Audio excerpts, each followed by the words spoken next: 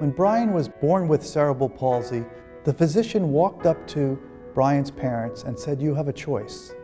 You can put him in an institution and never see him again, or you can struggle with him as a child your whole life." His parents, stubborn Irish family, faith-filled people that they are, said, no, that's not how Brian will be raised. And everything in that young man's life at the time was upstream. It was the first to attend a regular school, the first to do the things that a person like that was told he could not do. When I first went to high school, the kids used to say, "Shh, don't tell him. He doesn't know he's disabled." And so I guess I never saw myself as having a disability. His family always wanted Brian to be like everyone else, to push himself as hard as everyone else was expected to push. Brian was the first student at this university, it's hard to believe, with a severe disability. Syracuse University gave him a chance.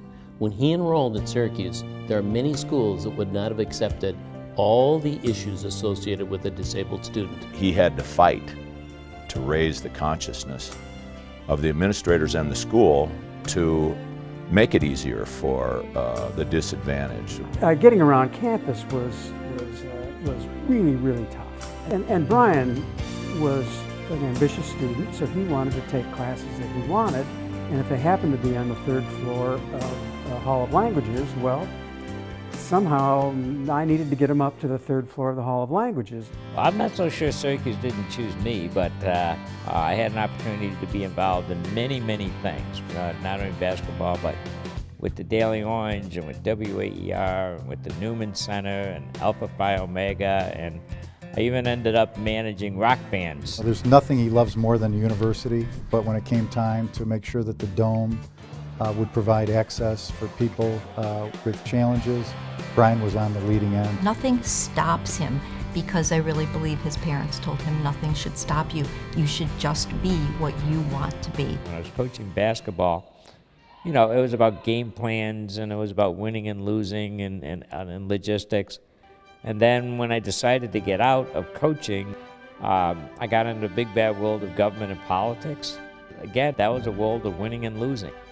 You either got your bill passed or you didn't get your bill passed. He aligned, he collaborated, and he got people to do what would deem to be impossible. Back during the Cuomo administration, Brian sat on the New York State Developmental Disabilities Planning Council. That council really did shape the way services were being developed, and Brian was listened to on that council, and they really gave out money and helped to support some of the programs that are in fact the programs we are now reaping the great benefits of. He had a responsibility in the state education department when we were raising questions about how institutions of higher education in the state were going to be dealing with persons with disabilities. He had a special impact there, but he impacted so many issue areas while he was there. He was a leader. There are a lot of people who, you know, feel the world owes them, you know, because they have a disability, and that's not true. But we do owe you the opportunity to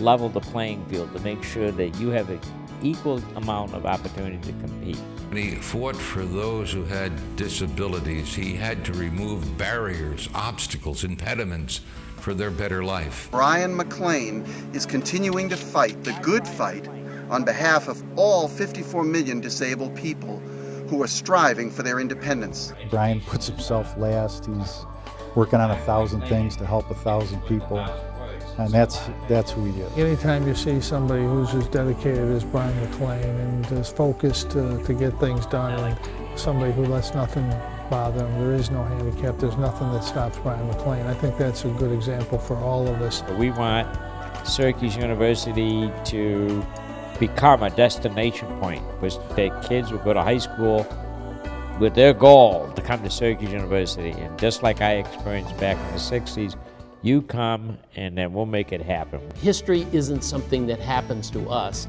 We make history. And if you look at Brian's career with the town of Cicero, with the state of New York, and Syracuse University, he has made history. It doesn't take too much consciousness to admire somebody that overcomes the adversity that he has to accomplish what he's accomplished in life. I see a role model, I see a man of inspiration, I see a man who challenges complacency and overcomes some insurmountable odds. I see a man that enables anyone around him to jump over a bar higher than they thought they could. And I see a man that encourages people's hearts.